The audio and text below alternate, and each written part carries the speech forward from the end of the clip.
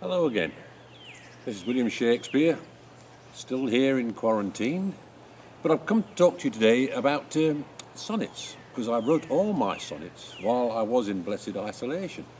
Before I do though, there's one little thing I'd like to pass on.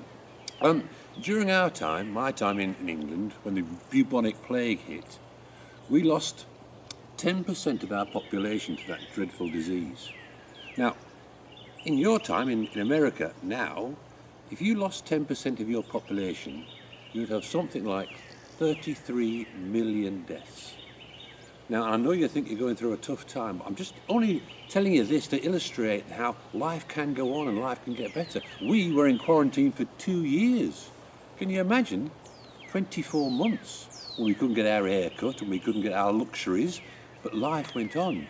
And after the plague had finally died out, that was the start of a great renaissance in art, in literature, in inventions, and human race went crazy to do new exciting things, having been struggling for 2 years. Imagine what you in America can achieve once you all get back to work and start working and enjoying life again. So there is hope. Hang in there. It'll soon come to pass, I'm sure. Let's talk about writing sonnets. The first most important thing about writing sonnets is to choose a subject that you care about, that's important to you. Most of my sonnets they call love sonnets, but they're not necessarily all about the joys of love. And it can be compassion, and it can be kindness. It can be all sorts of different, it can be anything really. You can write a poem about your mum or your dog. You can write about socks, you can write about woodlands, you can write about the birds that fly, you can write about bananas, you can write about anything you like, as long as you do a certain formula. And I'll talk about that next. What are now called Shakespearean sonnets are in a certain style. They're always 14 lines long. They're built up of 4 lines, a quatrain, that rhyme A, B, A, B, and then C, D, C, D, and then E, F, E, F, and finish off with a rhyming couplet, G, G. They're also written in a thing called iambic pentameter, which sounds very highfalutin and convoluted, but actually it's quite straightforward. Iambic means limping, and pent means 5, and meter is a meter. So iambic pentameter means limping 5 beats. Imagine this, for example, as an example of iambic pentameter. I am a pirate with a wooden leg. I am a pirate with a wooden leg. 10 syllables. I am a pirate with a wooden leg.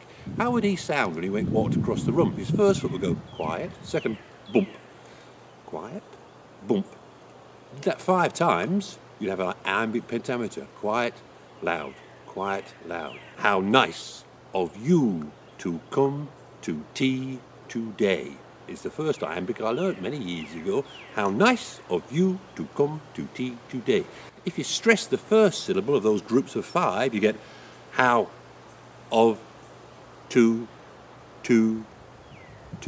means absolutely nout, nothing. If you stress the second syllable, it becomes this. Nice, you, come, tea, day. The whole meaning of that sentence is in the second stressed syllable. So Anne's telling me she's put the kettle on and it's time for tea. So while I go and have my cuppa, what I'd like you to do is write down a subject you might like to write about. Think of several subjects and then choose one you think that would be really interesting for the readers to hear about. And then practice doing some iambic pentameters, just getting that unstressed, stressed syllable in 5 groups. Then you practice how to write those, okay? And I'll be back after my cuppa.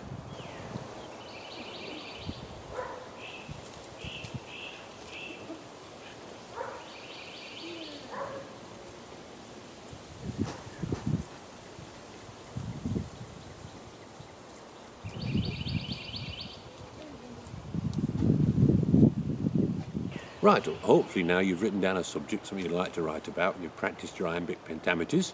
Let's see how you can use that practically to write the Shakespearean sonnet.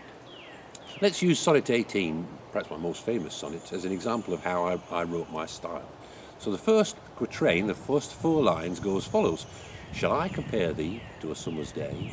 Thou art more lovely and more temperate. Rough winds to shake the darling buds of May, and summer's lease hath all too short a date. What I'm doing there is setting the scene. I'm comparing my beloved to a summer's day. And in England, they're very rare summer's days. And that's what the poem's going to be about, as far as the reader's concerned, after reading the first 4 lines. The next 4 lines continue. Too hot sometime the eye of heaven shines, and often is his gold complexion dimmed, and every fair from fair sometime declines by chance or nature's changing course untrimmed. So I'm saying there, perhaps comparing you to a summer day is not so great, because summer's very short, sometimes it's too hot, sometimes it's too cloudy, and it ends. And in the third quatrain, the third 4 lines, I swing it around a bit by going but. A lot of my sonnets, if you look at them, the third one begins with a but. I'm then saying, actually, it's more about life and how people age and beauty fades. And it goes, but your eternal summer shall not fade, nor lose possession of that fair thou owest, nor shall death brag thou wanderest in his shade, when in eternal lines to time thou growest.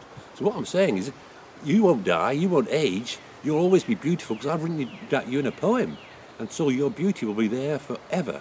And the last couplet, that real twist at the end is, so long as men can breathe and eyes can see, so long lives this, and this gives life to thee. Because I've written about you, you'll never fade or die.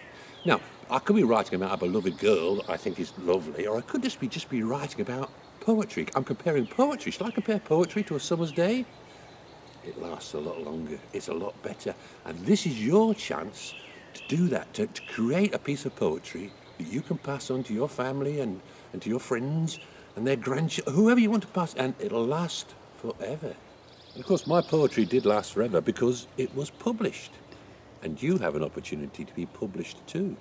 There's a competition going on now that you can enter a sonnet. It has to be a Shakespearean sonnet, mind, and send it to sonnet@southernshakes.org. I hope you get a little bit of inspiration and listen to the birds. I'd like to write a sonnet about a bird, I think. I might just do that now. See you soon. God bless.